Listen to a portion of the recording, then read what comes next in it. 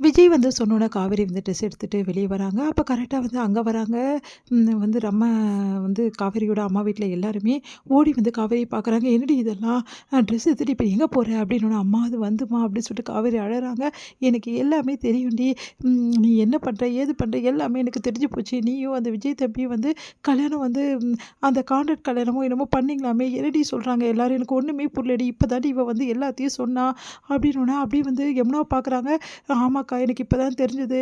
எல்லா விஷயத்தையும் இப்ப தான் அவரு சொன்னாருக்கா, அப்படின்னு சொன்னோனே அழறாங்க. இப்ப அழுது என்னடி பிரயோஜனம்? இப்படி பண்ணிட்டியேடி! ஏன்டி இப்படிலாம் பண்ண? அப்படின்னு சொல்லிட்டு பயங்கரமா கதறி கதறி அழறாங்க. காவேரி அவங்க அம்மா. உடனே காவேரி வந்து இப்படி காவேரி அவங்க அம்மாவும் காவேரியும் அழுத பார்த்துட்டு ஓடி வராரு. தாத்தாவும் அதுக்கப்புறம் விஜய். தாத்தா வந்து "சாரதா என்னம்மா ஆச்சு?" அப்படின்னோனே, இந்த விஷயத்த கேட்டீங்களா? இவ பார்த்தீங்களா எப்படி வந்து நிக்கிறான்னு சொல்லிட்டு, இதுக்கு தான் நான் இவள கல்யாணம் பண்ணி குடுத்தேனா? 1 வருஷம் தான் கான்ட்ராக்டாமே. அது 2 பேரும் 1 வருஷம் தான் சேர்ந்து வாழ்வாங்களாமே. இந்த விஷயம் எனக்கு இப்ப தானே தெரியும்." அப்படி சொல்லிட்டு தலையில அடிச்சுட்டு அழறாங்க. "சாரதா அழாதம்மா, சொன்னா கேளு. இந்த விஷயம் எனக்கு முன்னாடியே தெரியுமான்னோனே" அதிர்ச்சி அடைகிறாங்க சாரதா. "நீங்க என்னய்யா சொல்றீங்க?" அப்படின்னோனே, "எனக்கு இவங்க 2 பேரும் முன்னாடியே வந்து இந்த மாரி கான்ட்ராக்ட் மூலம் தான் கல்யாணம் பண்ணியிருக்காங்க. 2 பேருமே வந்து இந்த மாரி தான் இருக்காங்கன்ற விஷயம் எல்லாமே எனக்கு தெரியுமா. கூடிய சீக்கிரம் ஒண்ணா சேர்ந்துருவாங்கன்னு சொல்லிட்டு தான் நானும் அமைதியா இருந்துட்டேன். 2 பேருமே வந்து இப்போ ஒண்ணா வாழ ஆரம்பிச்சுட்டாங்கம்மா. எந்த பிரச்சனையும் இல்லையா? இங்க பாத்துங்களேன், பொட்டியோட வந்து நிக்கிறா. என்னையோட முடிஞ்சுச்சாமே. நாங்க என்னய்யா பண்ணோம்? எதுக்குய்யா இப்படிப்பட்ட தண்டனை எங்களுக்கு?" அப்படி சொல்லிட்டு பயங்கரமா கதறி "ஏன்டி இப்படிலாம் பண்ண?" அப்படின்னு. "அம்மா சாரிம்மான்னு." "இப்ப மன்னிப்பு கேட்டு என்னடி பண்ண போற? யார்ட்ட இனிமே மன்னிப்பு கேட்க போற? என்கிட்ட சொல்லியிருந்தா நான் எப்படியாவது ஊர்ல இருக்க வீட வித்துட்டாவது உனக்கு வந்து எல்லாமே பண்ணியிருப்பேனேடி. இந்த குழந்தைய நான் காப்பாத்திருப்பேனேடி. ஏன்டி எங்ககிட்ட சொல்லாம இப்படி பண்ண?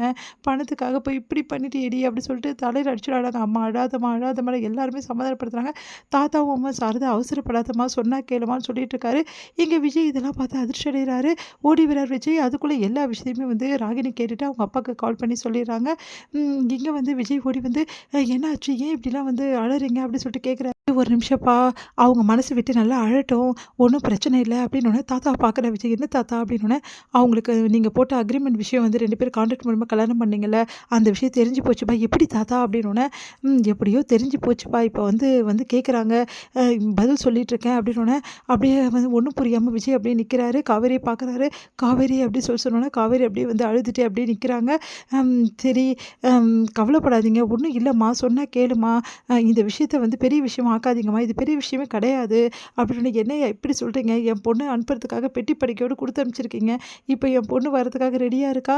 இந்த டைம்ல வந்து ஒண்ணும் இல்லன்னு சொல்றீங்க." உடனே வந்து விஜய் வந்து "என்னது ரெடியா இருக்காளா காவேரி?" அப்படி சொல்லிட்டு பார்க்குறாரு. உடனே காவேரி அழறாங்க. இத பார்த்துட்டு வந்து தாத்தாக்கும் விஜய்க்கும் ஒண்ணும் புரியல. "நீங்க என்ன சொல்றீங்க?" அப்படின்னோனே, சரிம்மா ப்ளீஸ்மா அழாதம்மா, சொன்னா கேளும்மா. ஏன்டி இப்படி பண்ண? உன் அப்பா இருந்தா உனக்கு இந்த நிலைமை வந்திருக்குமா? அப்பா இல்லாததால இப்படி ஆயிட்டியேடி. நான் ஒருத்தி உயிரோட இருக்கேனேடி. ஏன்டி என்கிட்ட சொல்லல நீ?" அப்படி சொல்லிட்டு அழறாங்க. "இந்த குழந்தைய காப்பாத்த தாண்டி இவ்வளவும் பண்ண." அப்படி சொல்லிட்டு வந்து அழறாங்க. இது எல்லாத்தையும் பார்த்துட்டு இருக்க விஜய்க்கு ஒண்ணுமே புரியல. தாத்தாக்கும் ஒண்ணும் புரியல. இவங்க ஏதோ தப்பா புரிஞ்சுட்டு இருக்காங்கன்னு சொல்லிட்டு தாத்தா உணர்றாரு. "ஒரு நிமிஷம் இரும்மா காவேரி, ஒரு நிமிஷம் ஏம்மா உங்க அம்மா ஏதோ சொல்றாங்க." அப்படி சொல்லிட்டு கிட்ட போறாரு தாத்தா. "இந்த விஷயம்லாம் உங்களுக்கு தெரியாது தாத்தா. இன்னைக்கு தான் எங்களோட கான்ட்ராக்ட் முடியுது. இன்னைக்கு தான் வந்து எனக்கும் அவருக்கும் உள்ள வந்து அந்த வந்து கான்ட்ராக்ட் வந்து முடிஞ்சிருச்சு தாத்தா." அப்படி சொல்லிட்டு சொல்றாங்க. அத கேட்டு தாத்தா வந்து காவேரி அப்படி சொல்லிட்டு சொல்ல வராரு. அந்த டைம்ல கரெக்ட்டா அங்க வராரு பசுபதியும் வந்து அன்பரசும் 2 பேரும் ஓடி வராங்க. எல்லாருமே வராங்க. ராகினி எல்லாருமே வராங்க. "ம் செம விஷயமா இருக்கே! ஓ! அதனால தான் நீ வந்து கான்ட்ராக்ட் கல்யாணம் தான் பண்ணியிருக்கியா? அதானே பார்த்தேன்.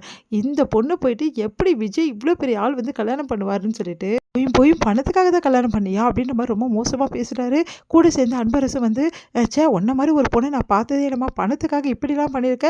1 வருஷம் வந்து கல்யாணம் பண்ணி வாழ்ந்திருக்க. ச்சே! உன்ன பார்த்தாவே என்ன சொல்றதுன்னே தெரியலம்மா." அப்படின்ற மாரிலாம் பேசுறாரு. ராகினி வந்து, "ஆமாப்பா, இந்த குடும்பமே இப்படிதான்." அப்படின்ற மாரி பேசுறாங்க.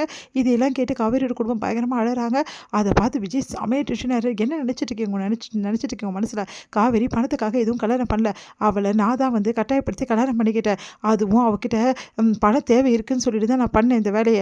நான் என் மேல தான் முழு தப்பு. அவ மேல எந்த தப்புமே கிடையாது. காவேரிய பத்தி ஏதாவது சொன்னீங்க, அப்புறம் அவ்வளோதான் சொல்லிட்டேன். காவேரி எந்த பாவமும் பண்ணவே பண்ணல. இப்ப சொல்றேன், இந்த நிமிஷம் சொல்றேன். எப்பவுமே காவேரி தான் எனக்கு பொண்டாட்டி. அத எக்காரணம் கொண்டும் மாற முடியாது. தேவையில்லாதெல்லாம் பேசியிருந்தீங்க, அப்புறம் அவ்வளோதான்." அப்படின்றாங்க. அத கேட்டு வந்து காவேரியோட குடும்பம் அப்படியே அதிர்ச்சியா பார்க்குறாங்க.